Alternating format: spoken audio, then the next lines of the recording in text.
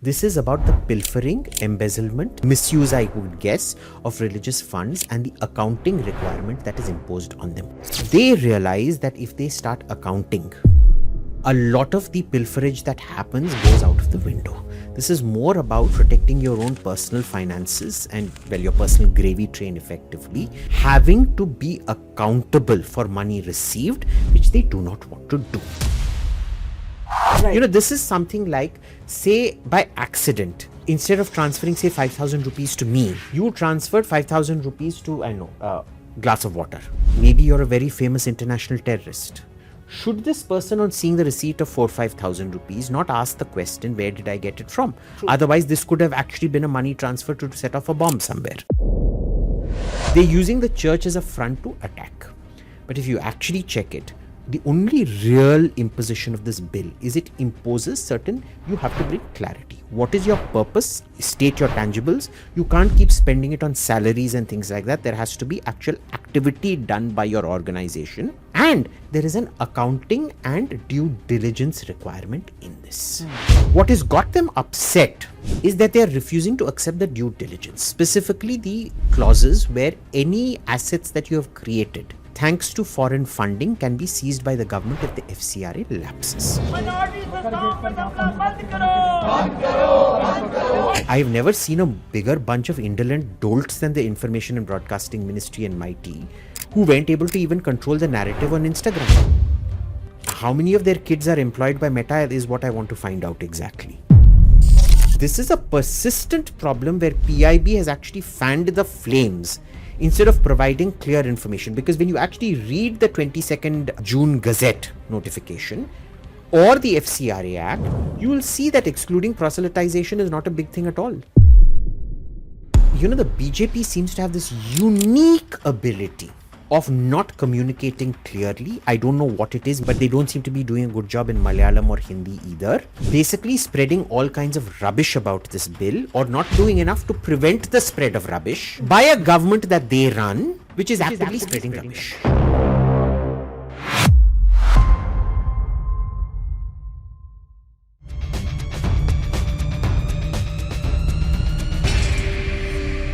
Here's a question. If an NGO builds a school, a hospital, or even a church using foreign donations and later loses its FCRA registration, should the government be allowed to take control of those assets? That's the nub, or at least one of the nubs, of the entire controversy about the FCRA Bill 2026 that the Modi government is bringing in. The government says it's about stopping misuse of foreign money. Critics say this disempowers NGOs and charity organizations. So why should you care, especially if you're not soliciting foreign funds or running an NGO or even receiving benefits from a charity?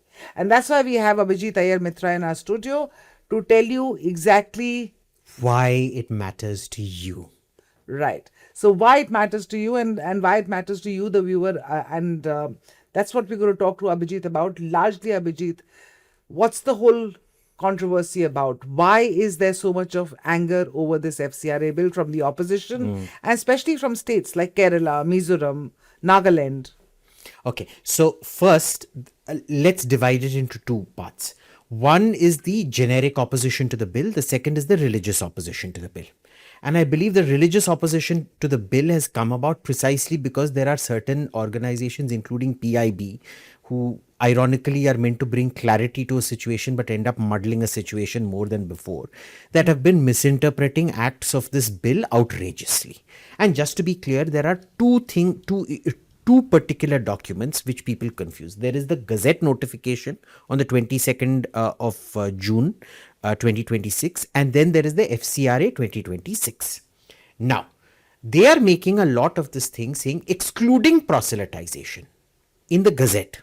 But when you actually read the Gazette, Section 6, which has this term excluding proselytization used 2-3 times, it also includes all the other sections which are all proselytization. You know, for example, imparting moral and religious education, preserving texts and providing guidance to your flock, etc., etc. That is all included out there. You tell me one thing that is included in the purpose, the subclause's purpose. And the very first subsection in that is religious. You're allowed to build churches, you're allowed to build mosques, you are allowed to, set up langars. It specifically said you can set up langars, church meetings, etc., etc. So there's no restriction on that. It is in three or two specific subcategories, which are documentation and things like that, where it says in this particular category, excluding proselytization, right? Which I don't even know how it applies to those two particular categories. So I honestly don't understand where this has come from, except the reporting on this has been atrocious. I think the people writing about this in the papers and unfortunately in PIB are doing everything to stir the pot rather than give a clear impression of what the bill actually is. Exactly. So why can't we just give a clear impression of what the bill actually is? Because hearing you talk about it, it seems it's just routine. It's just regulation of NGOs and the foreign funding that comes in. But then why has a law which simply governs NGOs really and how they receive their foreign funds and how they use their foreign funds, why has it become such a huge thing? Let's just take it from the beginning. Let's just, for the viewer who doesn't understand, what is FCRA bill? Can you just explain to them what is this bill, where does it come from, and what is the 2026 amendment about? Okay, so it started in 1976 during the emergency, and you know, Indira Gandhi used to keep talking about the hidden hand, which was basically code for America and the CIA. Though now we have documents showing that she conspired with the CIA to pull down the communist government in Kerala, that she got a lot of money for it. This was an attempt to prevent what she had done using CIA funds to the Kerala government from being done to her. All right. So in 1976, they bring in this FCRA, which controls all of that. It wasn't called FCRA back then. It was called FCRA. Okay. Then it got changed somewhere in between to FCRB. From Act, it became Bill, and then it went back to Act in 2010. Right? Okay. Now, Chidambaram did a lot of tinkering with it because after the Kudangulam protests, which were funded by a lot of church money, he tinkered with it to tighten the rules and things like that. If you remember, he broke up those protests quite well. And there were 10,000, I think that's the largest number of sedition cases ever filed in India in any one day, 10,000 cases, 11,000 cases in a single day. So that was done. Now, what has happened is the sources of funding and the means have developed a lot over that time. You know, this is like having a Telephone Regulation Act, which only talks about dial phones and things like that. The means of dissipation, dissemination, communication, they've improved so much, even in the last, 16 years. In 2010, does anybody remember what an iPhone could do in 2010 versus what it could do in 2016? UPI, you didn't have UPI in those days. There are all kinds of things. So laws have to keep updated, have to be kept updated to what is happening today. Now, I suspect what is happening is this PIB-fed disinformation has agitated church groups, and there are a lot of NGOs that use this for their own, self-funding, buying Mercedes and Audis and things like that. They're using the church as a front to attack. But if you actually check it, the only real imposition of this bill is it imposes you have to bring clarity. What is your purpose? Are you sticking to the purpose? Please bring out the tangibles that you will state your tangibles. You can't keep spending it on salaries and things like that. There has to be actual activity done by your organization. And there is an accounting and due diligence requirement in this. What has got them upset is that they are refusing to accept the due diligence, specifically the clauses where any assets that you have created, thanks to foreign funding, can be seized by the government if the FCRA lapses. So this is when you say the problem seems to be this designated authority, the designated a new designated authority, which effectively means the government. Yeah. If you are running an NGO and if you've received foreign funds, you built, let's say, a tribal community center with those funds. You've also got funding from other volunteers, let's say charitable organizations. Yeah. They've also given. And now you built that tribal community place with both those monies. But if it has FCRA money or if it's foreign money in it, Yes. it comes under the thing. So the moment that you miss crossing a T or dotting an I, all that goes back to the government, or the government can take it over from you, take over that property, take over that whole thing that you built, and also then later sell it off. Right. So here is the thing. It is also says very clearly the religious character. So if it's a Christian town hall or a Hindu town hall, it has to be remain a Hindu or a Christian town hall. Its purpose can't be changed. The ownership changes. Right. Now here is the thing. Why has this been done? Because it was noticed that FCRA money, when it came in, the stated purpose was different, and over time, even within that 5-year gap, when you the 5-year duration of the FCRA clearance, the intent would change within the first 1 or 2 years. Right. We've seen this with a lot of people who received research funds. In fact, one of the biggest triggers for this was a certain think tank that used to receive research funds, but then was using the funds to just one person, in fact, who was doing activism all the time and had no research output, and his salary was coming entirely out of research funds, right? So if there is a transfiguration of or a change of what you are doing with the stated purpose of the funds, it does get cancelled. So it is warning you better stick to the purpose of those funds, number one. Number two, the government can't keep monitoring who runs this whatever. So they have to provide compliance certificates against which your own performance is checked.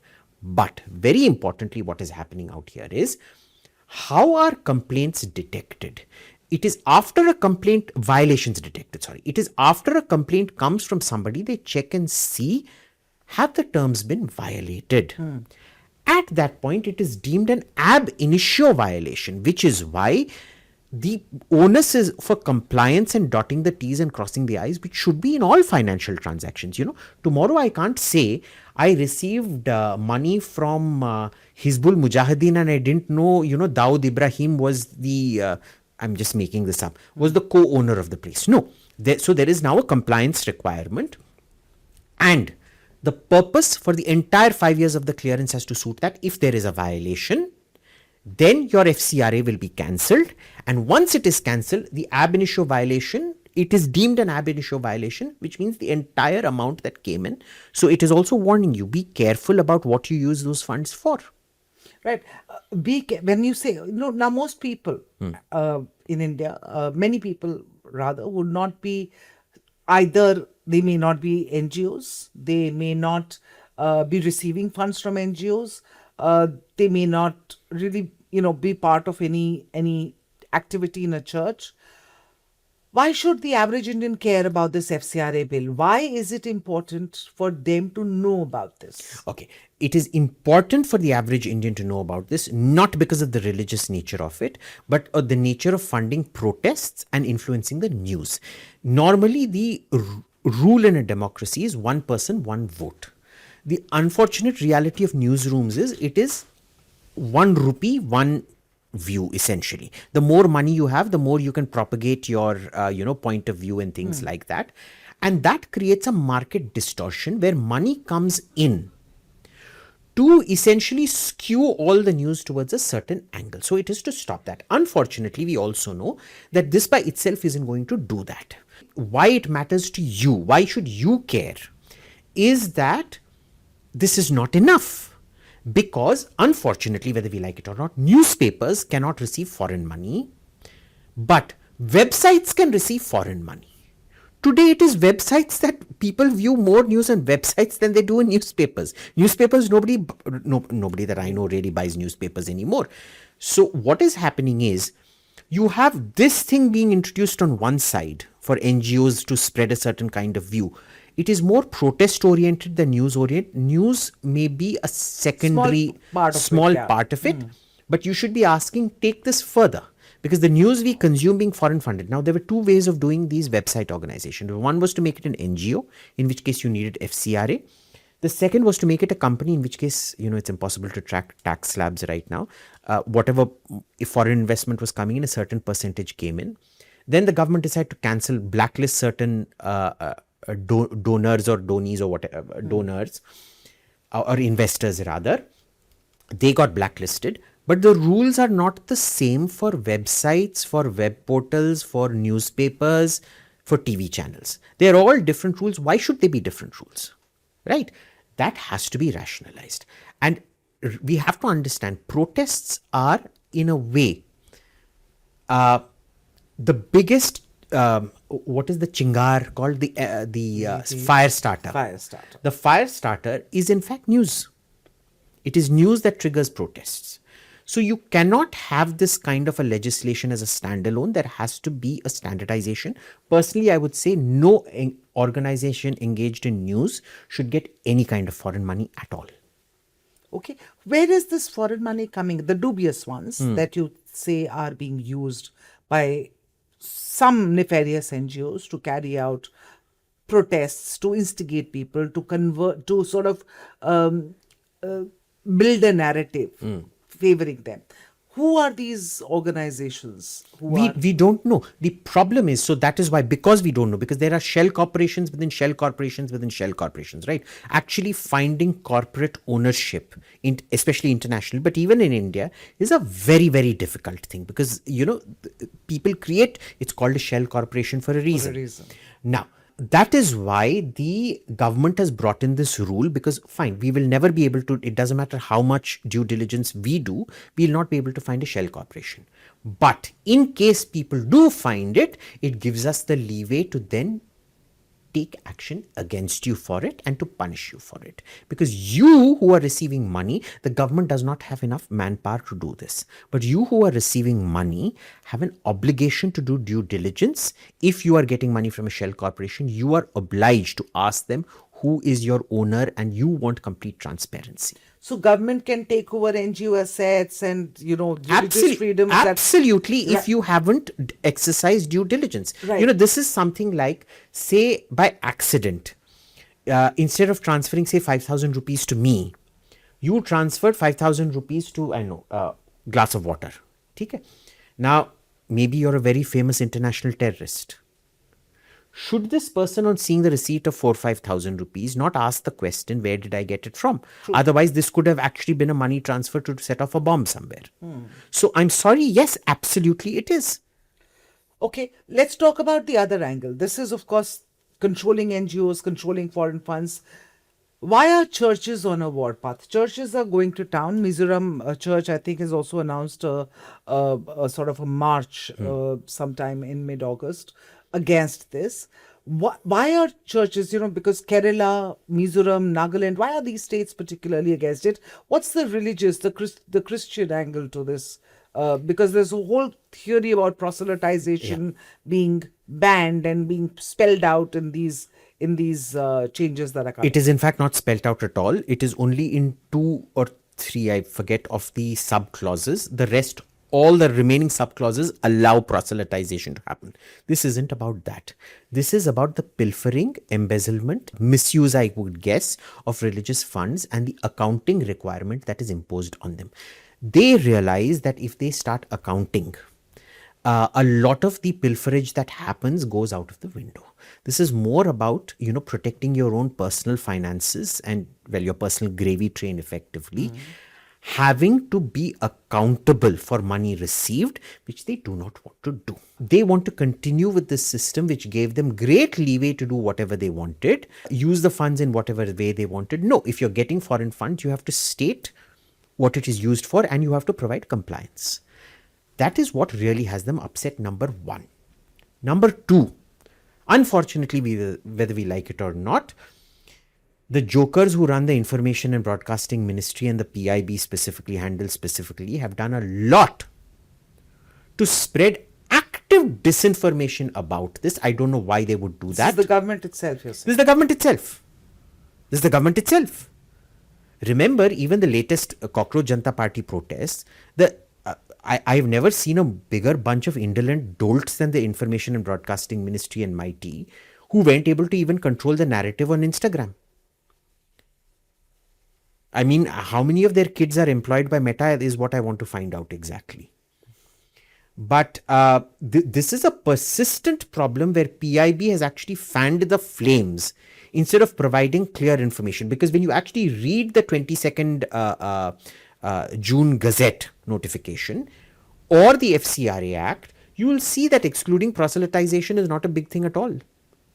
It is only in two subcategories. And you read the other things, providing moral instruction, providing education, it's all included in there.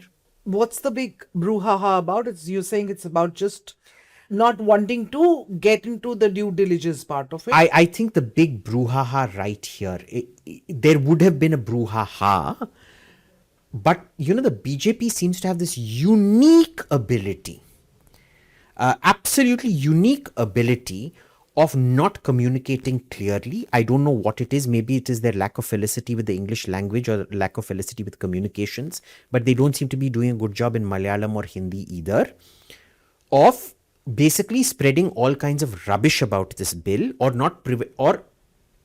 not doing enough to prevent the spread of rubbish by a government that they run, which is actively spreading rubbish.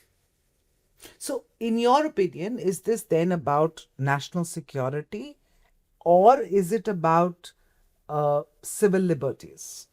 It is about neither. It is about accountability, that you are using foreign funds for what you say you're going to use it for. It is that simple, and it is about it's accountability and transparency. It is neither about it's about neither of the things you brought up. All right. And what about the fact? I mean, if you were to give an example of, in some ways, in these foreign funds have been used to, let's say, incite violence or incite protests or create a certain environment, the foreign funds. Do we have any proof that these funds have been used in such manners? Not as far as I know. As far as I know, I've never seen any clear evidence. I mean, you hear a lot of chatter, but as far as I know, no. Except during the Kudangulam nuclear protest, because I think the financial tracing of that money was very clear. All right. So, in its entirety, what would you tell people about the FCRA bill in conclusion? We've done why it matters. We've done why you should know about this. We've done the political angles of it. We've done the religious angle of it. But at the end of the day, if people who are watching this and they want to make up their mind about whether the government is doing right or wrong in the FCRA bill, depending on who they're listening to, what would be your words to that? I would say ignore the news channels. Please go read those bills yourself. There are two bills you need to search for. One is the FCRA Bill 2026. The second is the Gazette notification issued on the 22nd of June 2026. Please go read it yourself and make up your own mind. Because the worst thing, in a day and age where you have access to primary research right there on your fingertips, for you to be depending on somebody to tell you this, you should not have to depend on a news report. You should go there yourself and check. One of the reasons we love Twitter, there are Instagram people who are mostly perverts there to perv on people. It's true. Okay, depending on whether you agree with Kangana Ranaut or not. Yeah. And then there are Twitter people who are there to get first-hand information from people on the ground. Go and do that. Use it. It's just a few finger clicks away. Go read that bill and read the Gazette notification. Do you see fireworks happening in Parliament now over the FCRA after CJP and Boss, in this environment, everything is going to be controversial in Parliament. Tomorrow, if I say there are the laws of gravity and if I drop this coaster, it is actually going to fall, there will be a protest about that in Parliament. Well, okay. It's in day and age of protests right now, in the season of protests, as Abhijeet says. But thank you for watching this broadcast. I hope we've been able to give you some clarity about FCRA, because you're going to hear a lot about this. There's going to be a parliament discussion. There's going to be a lot of back and forth. But some things, as Abhijeet said, go read yourself, figure out what is FCRA and the amendments that are being proposed, and make up your own mind, frankly. We're not telling you believe Abhijeet or believe Aditi. Make up your own mind, read for yourself and see whether those kind of safeguards need to be put in place for foreign funding coming into any charitable organization or any person who's NGOs who are trying to help the tribals or sort of helping communities with education, etc., etc. But keep watching. We'll come back to you next week, same time, with another episode of Why Should You Care?